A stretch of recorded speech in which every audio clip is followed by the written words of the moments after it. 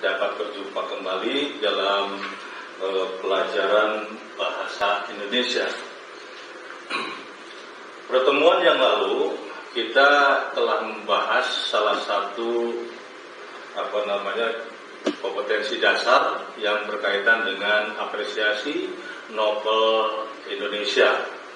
Namun sebelum itu, Bapak ingin bertanya dulu kepada kalian pada kesempatan ini, apakah kalian yang berada di ruangan ini dalam keadaan baik-baik saja? Terima kasih kalau kalian sehat semua, dan itu yang Bapak harapkan. Kita jangan putus asa di dalam kondisi pandemi ini, tetap kalian belajar harus semangat. Begitu juga Bapak mengharapkan kalian yang berada di rumah masing-masing yang sekarang sedang melaksanakan istilahnya PJJ, pembelajaran jarak jauh dengan cara atau metode daring, ya, dalam internet, itu melalui jaringan internet, baik itu ada yang dengan menggunakan laptop, ada yang menggunakan HP, itu terserah, bergantung kepada kemampuan kalian masing-masing. Namun yang jelas di sini Bapak mengharapkan yang ada di rumah, karena kalian harus tetap bersabar dan penuh dengan semangat untuk mengikuti pelajaran selanjutnya. Juga kepada keluarga kalian yang berada di rumah, ya, Bapak mengharapkan ada dalam keadaan baik-baik dan juga sejahtera semuanya. Anak-anakku sekalian, mari kita lanjutkan pelajaran tempo dulu dengan melangkah kepada kompetensi dasar yang harus kalian kuasai. Ya, yang kompetensi hari ini yang harus kalian kuasai adalah 3.9 menganalisis isi dan kebahasaan novel. Menganalisis isi dan kebahasaan novel, yang seharusnya ini dirangkaikan dengan 4.9, yaitu merancang novel. Namun pada kesempatan ini Bapak kira waktu tidak akan mencukupi. Oleh karena cukup dengan satu kali saja, yaitu menganalisis isi dan kebahasaan novel dengan yaitu menganalisis unsur intrinsik novel. Kalian sudah mengetahui semua bahwa novel itu dirancang atau dibangun oleh dua unsur yang berbeda tentu saja, yang menjadi latar belakang terbangunnya sebuah novel, yaitu ada unsur ekstrinsik dan ada unsur intrinsik. Nah, kali ini Bapak akan menjelaskan atau menyampaikan tentang salah satu saja dari kedua unsur tersebut, yaitu unsur intrinsik novel. Nah, itu. Apakah unsur intrinsik novel tersebut? Nah, di antara kalian mungkin ada yang tahu. Apa itu? Silakan, barangkali ada yang tahu, baik itu yang di rumah maupun yang berada di ruangan ini.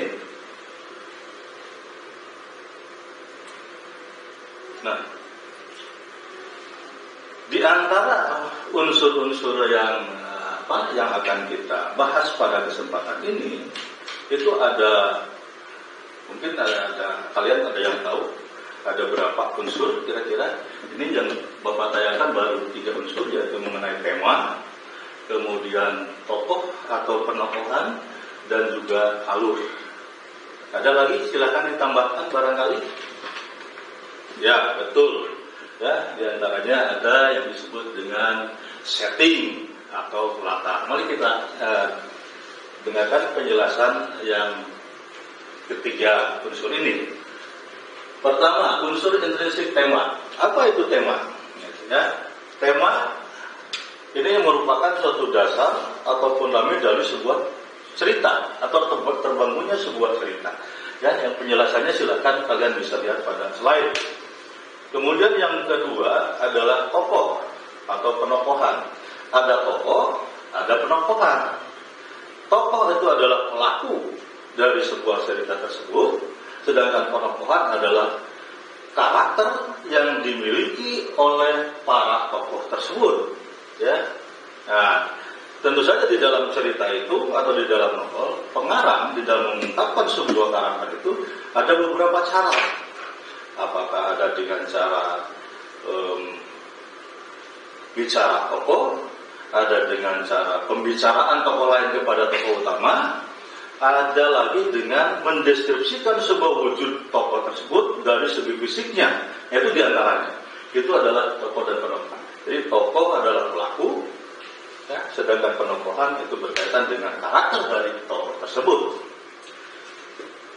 Kemudian yang ketiga, anak-anakku sekalian yang berbahagia, yaitu alur. Nih, alur merupakan rangkaian-rangkaian peristiwa yang membentuk jalannya suatu cerita dalam novel. Rangkaian peristiwa, ya, rangkaian peristiwa. Mulai dari orientasi, kemudian konflik, kemudian klimaks, kemudian ada resolusi, dan kemudian ada solusi. Ada lagi salah satu pendapat bahwa setelah solusi itu ada lagi yang disebut dengan denouement, yaitu penyelesaian akhir. Maka di sana akan muncul akhir dari cerita itu, apakah happy ending atau stake ending, nah itu, atau juga open ending. Nah itu, makanya kalau open ending itu semua cerita, akhir cerita diserahkan kepada pembaca atau penonton. Itu yang disebut dengan open ending. Nah, itu tentang alur. Jadi alur itu adalah sebuah jalannya cerita dari awal sampai akhir. Itu 3 unsur intrinsik, ya, 3 unsur intrinsik. Berikutnya,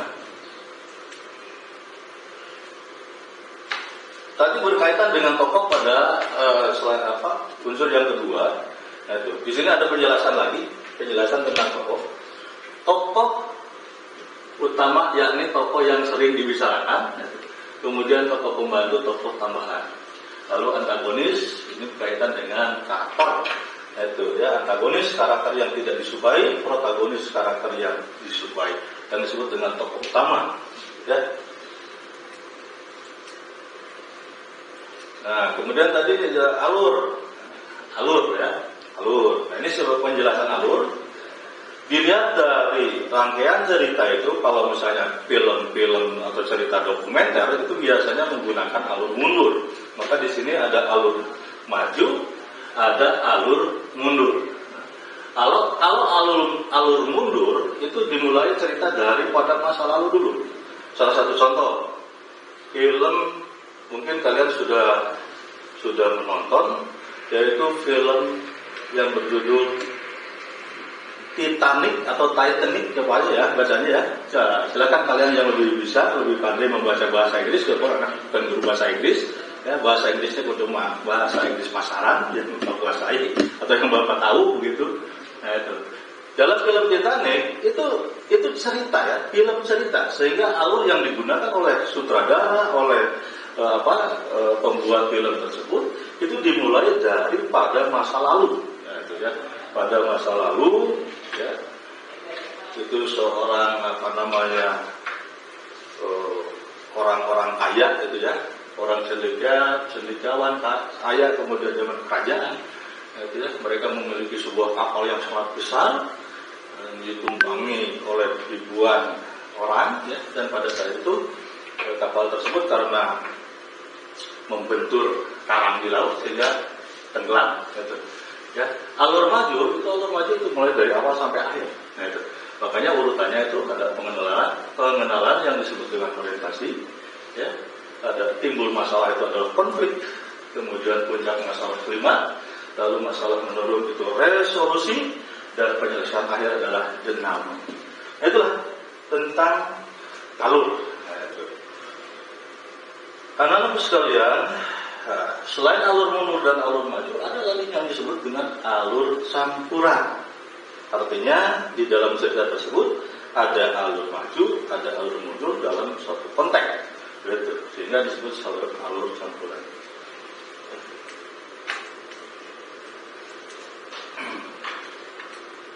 Ya, yang keempat ini ya, gaya bahasa. Tadi sampai pada tema, kemudian tokoh ya. Sekarang yang ketiga tadi apa? Yang keempat sekarang itu adalah gaya bahasa. Gaya bahasa itu ada personifikasi, ada simile, ada hiperbola. Itu diantaranya. Personifikasi merupakan gaya bahasa yang mendeskripsikan macam-macam benda, ya, benda mati dianggap jadi benda hidup. Ya. Salah satu contoh kata atau nyiur melambai. Nah, nyiur melambai. Di sana nyiur itu kan pohon kelapa melambai. Nah, yang bisa melambai itu kan manusia. Oleh karena itu diumpamakan, ya, pohon kelapa itu sebagai makhluk yang hidup, begitu. Ya, diumpamakan seperti itu. Kemudian fluid kereta api menjerit misalnya. Yang bisa menjerit itu kan makhluk hidup. Itu personifikasi. Simile, perumpamaan, ya, sebagai bahasa dengan menggunakan kata-kata misalnya layaknya, bagaikan, laksana. Lalu hiperbol yang berlebih-lebihan atau melebih-lebihkan, ya. Itu batuknya menggelegar bagaikan halilintar misalnya itu adalah hiperbola. Gaya bahasa. Ya, sebelum dilanjutkan, apakah ada pertanyaan sampai di sini? Silakan kalian yang berada di ruangan maupun yang berada di rumah. Bapak harapkan kalian semua memperhatikan hal ini, karena ini adalah pertemuan ya kemarin melalui Google Classroom, sekarang ya melalui live streaming, itu ya, streaming. Kita lanjutkan 5. Nah, ya. 5 dan 6, latar atau setting. Unsur intrinsik berikutnya adalah latar atau setting. Kemudian yang keenam adalah sudut pandang atau point of view. Latar setting, latar itu adalah ya bisa berbentuk tempat, ya, suasana atau keadaan, begitu ya, atau bisa berbentuk masalah, gitu ya. Itu adalah latar atau setting. Dan kalian juga mungkin sudah tahu ya, setting yang sudah kalian baca yaitu pada novel yang berjudul Dukuh Paruk misalnya, karya Ahjat. Ya. Novel Dukuh Paruk itu settingnya itu di sebuah perkampungan, ya, sebuah perkampungan terbelakang, kemudian yang masyarakatnya yang memiliki atau berekonomi rendah, yaitu pendidikan juga itu rendah, sehingga kita kalau membaca hal itu kita berkesan bahwa kampung itu benar-benar sangat terbelakang. Itu, ya. Nah, ini yang disebut dengan setting. Berikutnya sudut pandang. Nah, sudut pandang atau point of view. Nah, cerita itu, gitu kan, kalau kita melihat tokoh pengarang biasanya mengungkapkan ada yang dengan pengakuan, ada yang dengan kata dia, itu tokoh utamanya, ada seperti itu. Nah, oleh karena itu di dalam sudut pandang ini, ya, ada penempatan diri, ya, di mana pengarang itu berada.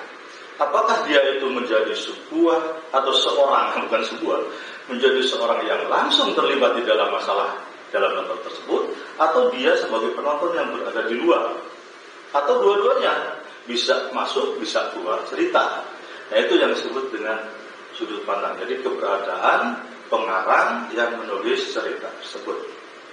Itu, ya, itu yang keenam. Kemudian berikutnya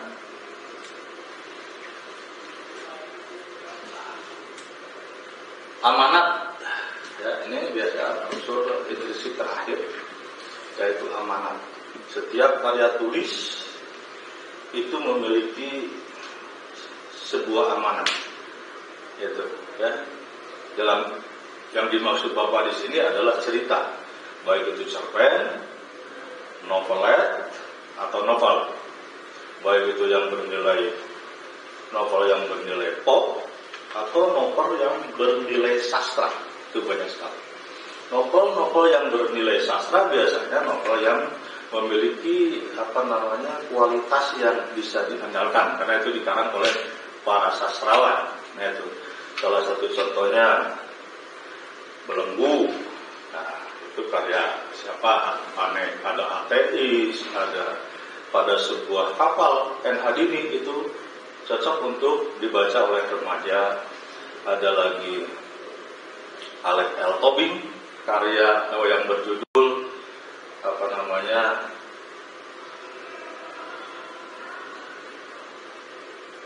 ini dikarang oleh seorang orang yang Batak gitu ya. Ini kisah percintaan antara pasien ya dengan suster. Nah itu judulnya Bapak lupa. Mungkin kalian sudah membaca itu. Kemudian ada lagi buku novel yang berjudul Siti Nurbaya, ya, Layar Terkembang, Tenggelamnya Kapal Panderwi, itu ya. Kemudian apalagi Pada Sebuah Kereta, ya, itu ya. Dan masih banyak lagi karya-karya sastra yang baik untuk dibaca oleh kalian. Apakah kalian pernah membaca semua itu? Ya, alhamdulillah ya. Alhamdulillah, mudah-mudahan ada gitu ya. Nah, itu. Jadi semua karya tulis itu memiliki pesan ya. Pesan di akhir dari apa ada pesan, ada yang tertulis. Nah ini Bapak tayangkan semuanya. Nah, ini, ya. Ada yang tersirat, ada yang tersurat. Pesan yang tersirat, ya, yaitu tidak langsung tertera dalam novel, melainkan sisipan-sisipan moral di dalam cerita novel tersebut. Nah, kalau kalian membaca sebuah karya, sebuah novel, mungkin suka muncul satu pemikiran gitu ya, pemikiran yang lain atau pemikiran yang berkaitan dengan itu yang muncul dari pikiran kalian. Nah itu sesuatu hal dalam jiwa kalian yang muncul setelah kalian membaca itu diantaranya salah satunya adalah merupakan pesan yang tersirat gitu. Kemudian tersurat, pesan langsung tertera dalam novel ya tersebut. Jadi diucapkan langsung oleh pengarang bahwa perbuatan itu, misalnya salah satu contoh, perbuatan itu adalah perbuatan yang tidak baik, oleh karena itu semua kita harus menghindarinya. Berikutnya, hal yang dapat diteladani untuk meningkatkan kualitas moral. Nah ini adalah yang disebut dengan nilai. Nah kalau itu yang disebut dengan nilai. Oke, ya. Nah ini unsur intrinsik yang ada di dalam novel, dan mungkin ada unsur-unsur ini menurut orang-orang tertentu mungkin ada yang berbeda cara mengungkapkannya. Ada yang menunjukkan hanya 5 unsur intrinsik, ada yang 7, ya, ada yang mungkin ada 4. Karena ini bisa digabung-gabungkan, misalnya tadi tokoh dengan tokohan, tema dengan alur, misalnya itu dirangkai. Tapi jangan terkecoh dengan semua itu, jangan bingung bahwa yang jelas unsur intrinsik itu adalah sebuah unsur yang membangun cerita tersebut dari dalam. Sedangkan unsur intrinsik itu membangun sebuah cerita dari luar. Nah itu, ya. Demikianlah anak-anak sekalian tentang unsur intrinsik novel yang merupakan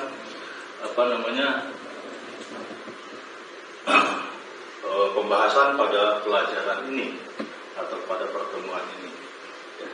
Sebelum pertemuan ini diakhiri, ada beberapa pertanyaan yang mungkin kalian harus bisa menjawabnya ya setelah mengikuti pelajaran.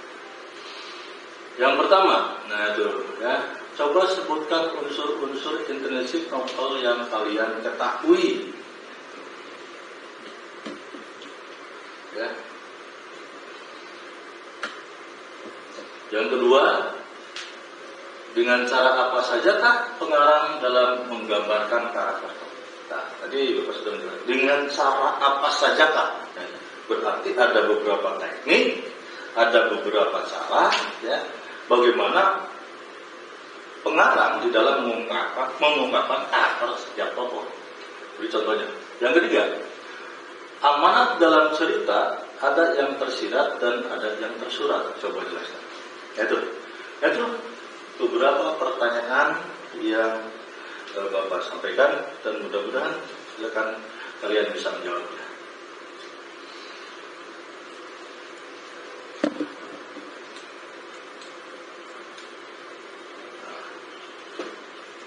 Terakhir, barangkali dari Bapak, pelajaran bahasa Indonesia dicukupkan sekian saja.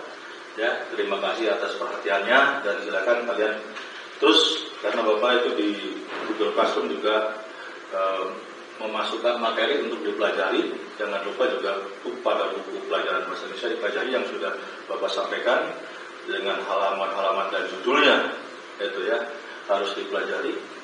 Nah ini ya, terima kasih.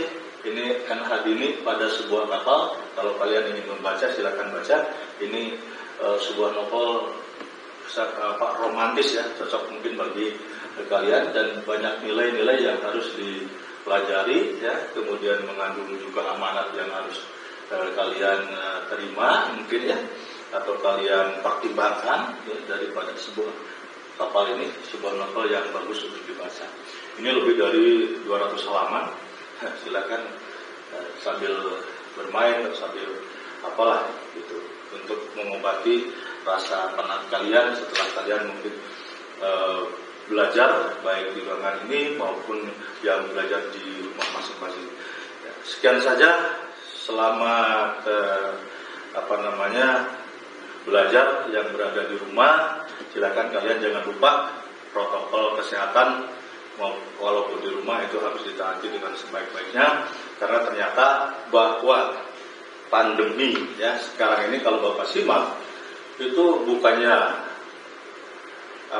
semakin menurun, malah justru kejadian-kejadian peristiwa semakin bertambah. Oleh karena itu kalian yang ada di sini dan juga kalian yang berada di rumah, jaga kesehatan baik-baik, istirahat yang cukup, olahraga, kemudian makan makanan yang mengandung 4 sehat 5 sempurna. Sekian saja. Wassalamualaikum warahmatullahi wabarakatuh.